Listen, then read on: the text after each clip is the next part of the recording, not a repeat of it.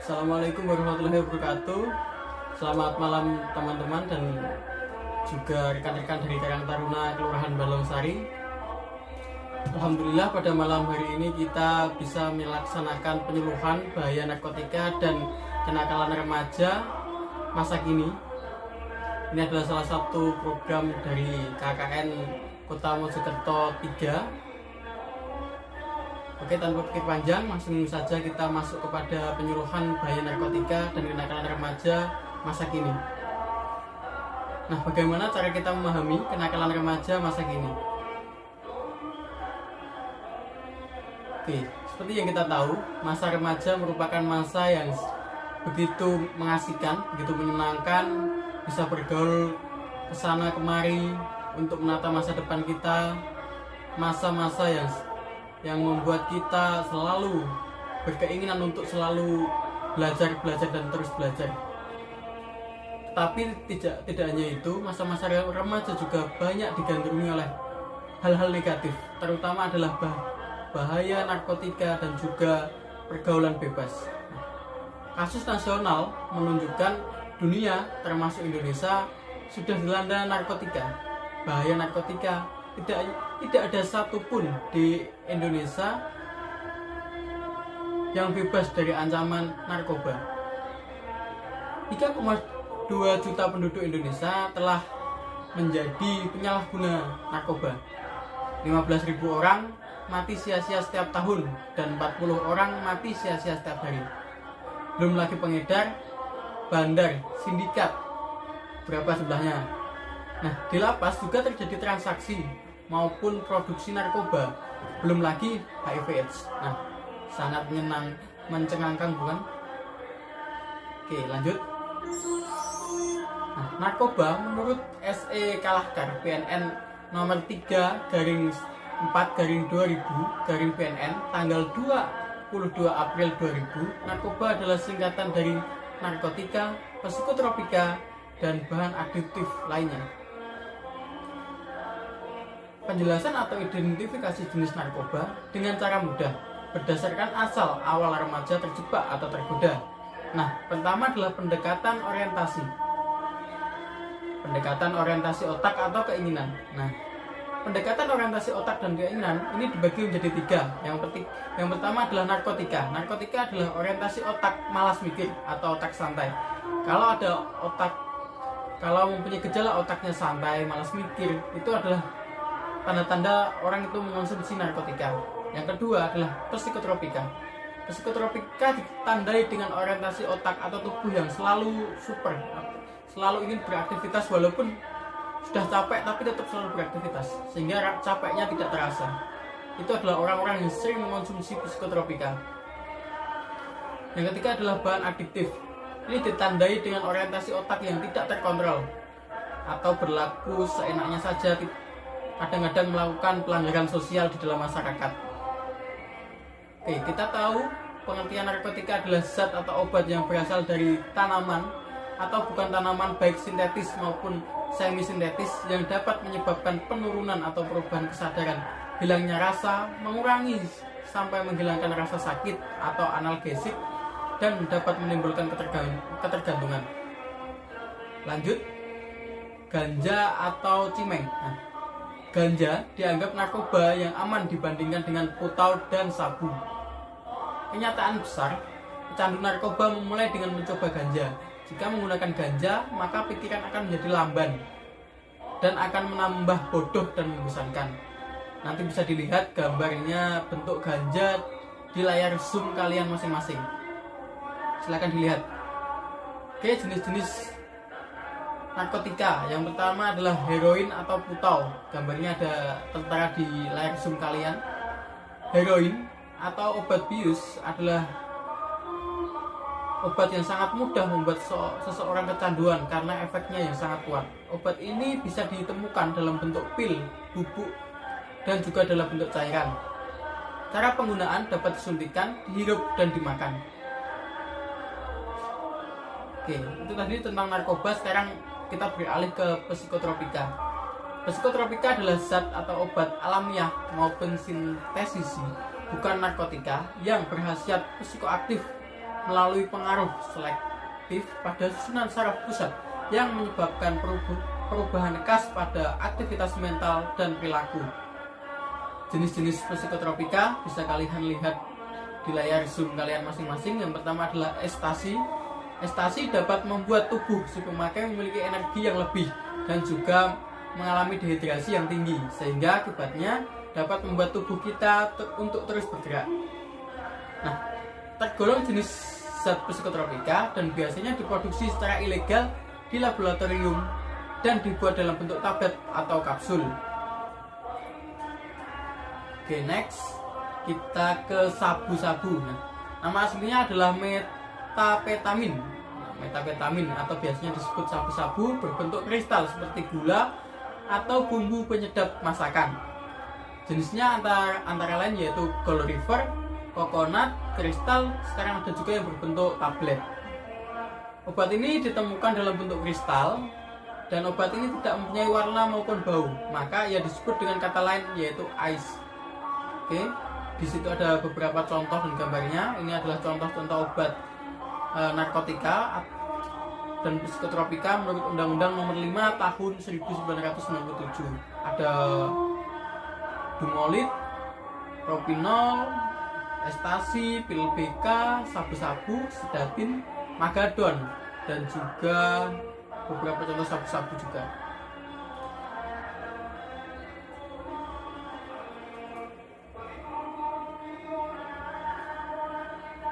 Zat adiktif lainnya. Bahan adiktif atau orientasi otak tidak terkontrol dan serba nekat. Yang pertama adalah alkohol atau efek memperlamban sistem saraf pusat, memperlamban refleksi motorik, menekan pernafasan, denyutnya nadi jantung, dan mengganggu penalaran dan penilaian. Nah, selanjutnya saya di sini juga akan ditemani oleh teman saya bernama Dani Nasrullah yang akan menjelaskan lebih lanjut tentang zat adiktif lainnya. Oke, langsung saja. Untuk waktu dan tempat kepada Dani Nasrullah saya persilahkan.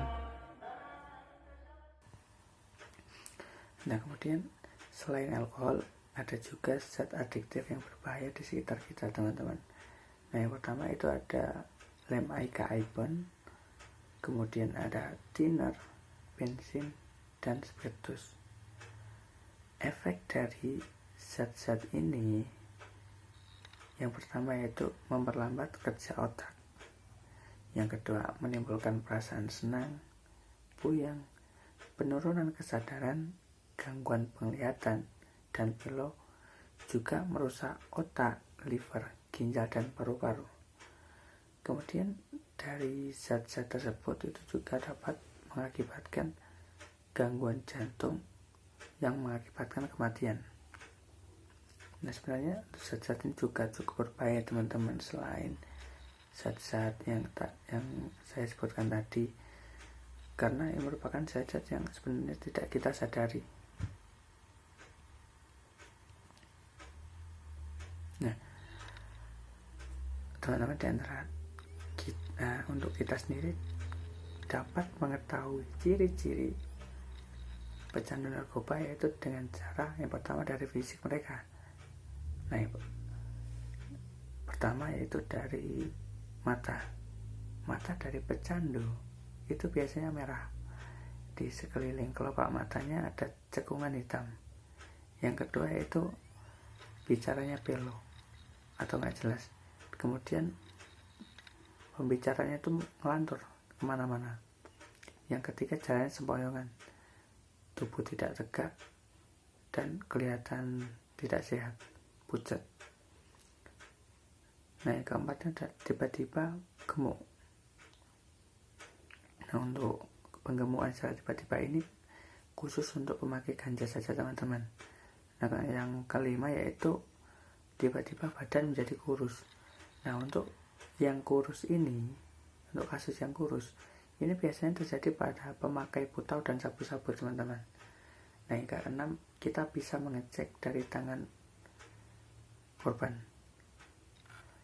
yaitu biasanya pada pecandu di tangannya ada bekas-bekas sayatan dan juga bekas-bekas suntikan, yang kemudian kita bisa mengecek gigi mereka, yaitu seberapa banyak gigi yang mengalami perubahan menjadi kecoklatan atau bahkan hitam. Nah, mungkin juga lebih parahnya gigi tersebut tanggal teman-teman, atau tinggal sedikit. Yang ke-8 yaitu kita bisa lihat dari hidungnya. Nah, untuk pecandu biasanya hidungnya biasanya akan merah teman-teman, atau berair. Nah, untuk kasus yang parah biasanya pemakai putau itu sekat hidung atau lubang hidungnya tidak ada, dan atau bisa kita bayangkan hidung mereka itu bolong teman-teman. Nah, yang ke-9 yaitu kita bisa melihat dari penampilan rambutnya.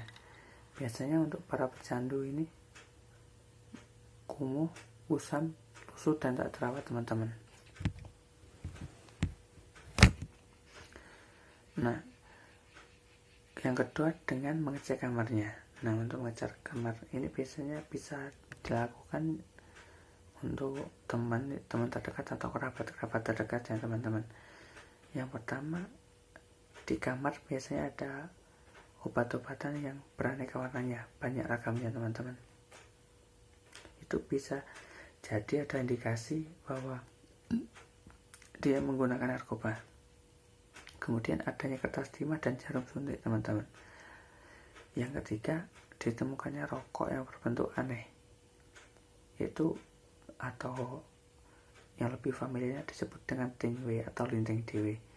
Nah, rokok ini dilinting kecil dan pangkalnya berbentuk knalpot.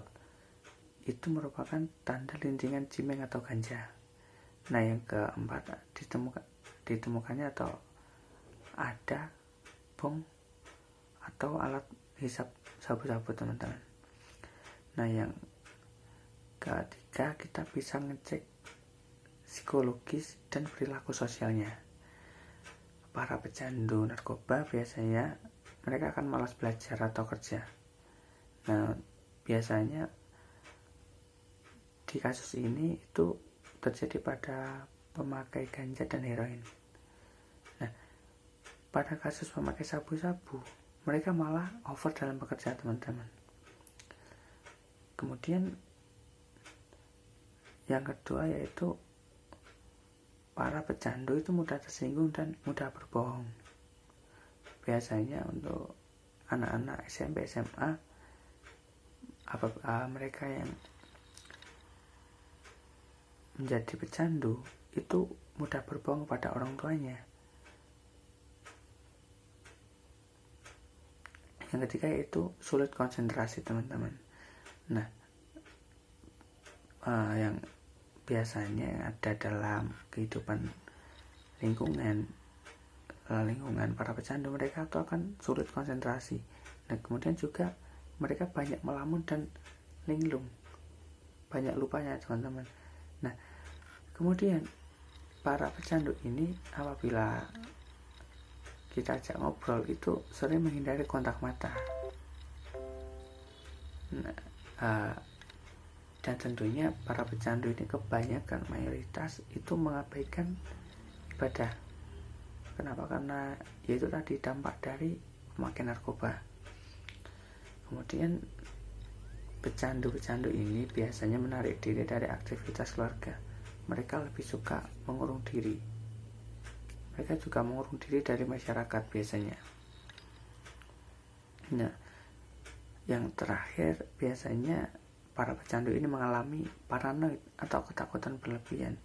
Ini merupakan dampak yang paling buruk dari narkoba ini teman-teman. Nah, untuk pencegahan itu bisa dilakukan teman-teman, yaitu pertama dengan membentengi diri dengan agama. Bisa dengan ikut kajian, belajar agama, belajar ngaji dengan teman-teman sejenis dan sebagainya. Nah, yang kedua, kita dapat belajar mengenali jenis-jenis narkoba, apa akibat-akibat pemakaiannya, cara pemakaian, dan begitu pun dengan modus-modus penyebarannya teman-teman. Nah, yang terakhir yaitu dengan cara menjaga pergaulan dengan mengenali lingkungan atau area yang sekitar kita, yang kita tempati itu bagaimana dengan potensi penggunaan narkobanya. Nah, untuk mengenali potensi ini teman-teman,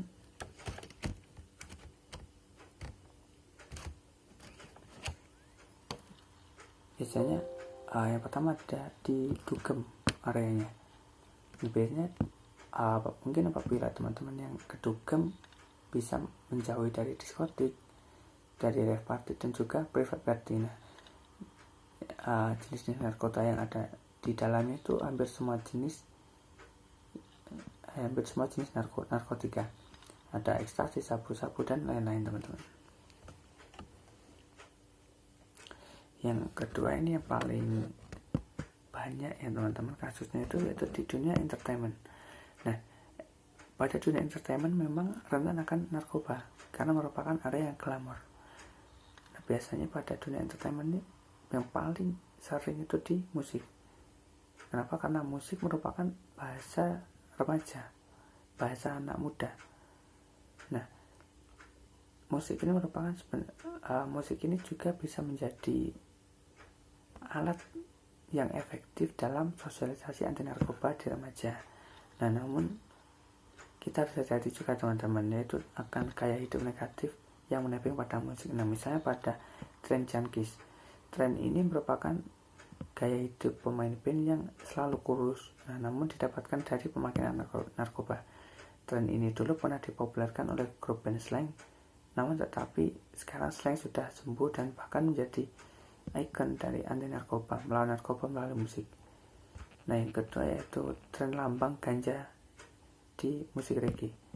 Musik reggae ternyata didompleng melalui bendera lambang reggae yang ada gambar daun ganjanya. Nah, solusinya kita terima musiknya, namun kita jauhi gaya hidup yang negatifnya. Dan yang ketiga yaitu tren punk, yaitu tren anak jalanan dengan gaya anti kemapanan. Nah, seperti itu teman-teman. Cukup dari kami. Sekian, terima kasih. Assalamualaikum warahmatullahi wabarakatuh.